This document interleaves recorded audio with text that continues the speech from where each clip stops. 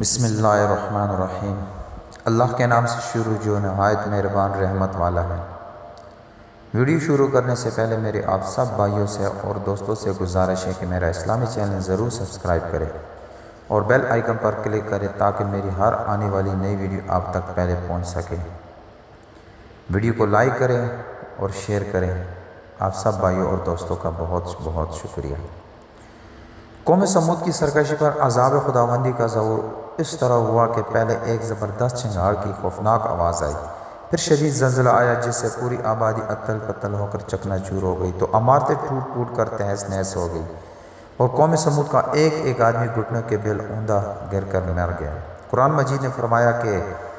تو زلزلے نے انہیں اپنی گرفت میں لے لیا تو وہ سب صبح کو اپنے گھروں میں اوندھے مرے پڑے رہ گئے۔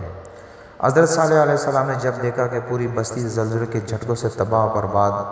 ہو کر اینٹ پتھروں کا ڈھیر بن گئی اور پوری قوم ہلاک ہو گئی تو آپ کو بڑا صدمہ اور قلق ہوا اور آپ کو قوم سمود اور ان کی بستی کی ویرانوں سے اس قدر نفرت ہو گئی کہ آپ نے ان لوگوں کی طرف سے منہ پھیر لیا اور اس بستی کو چھوڑ کر دوسری جگہ تشریف لے گئے اور چلتے وقت مردہ لاشوں سے یہ فرما کر روانہ ہو گئے کہ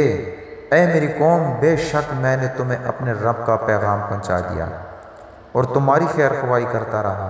لیکن تم خیر خواہوں کو پسند ہی نہیں کرتے۔ خلاصہ کلام یہ ہے کہ قوم سمود کی پوری بستی برباد و ویران ہو کر کھنڈر بن گئی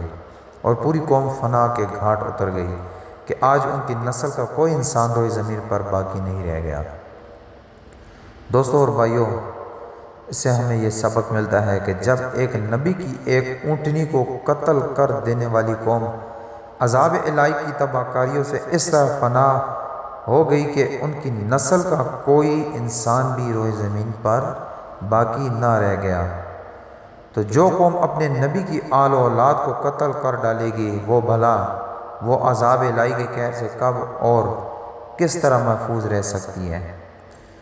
چنانچہ تاریخ گواہ ہے کہ کربلا میں اہل بیت نبوت کو شہید کرنے والے یزیدی، کوفیوں اور شامیوں کا یہی اشر ہوا کہ مختار بن عبید کے دور حکومت میں یزیدیوں کا بچہ بچہ قتل کر دیا گیا اور ان کے گھروں کو تاخت و تاراج کر کے ان پر گدھوں کے ہل چلائے گئے اور آج روئے زمین پر ان یزیدیوں کی نسل کا کوئی بچہ بھی باقی نہیں رہ گیا۔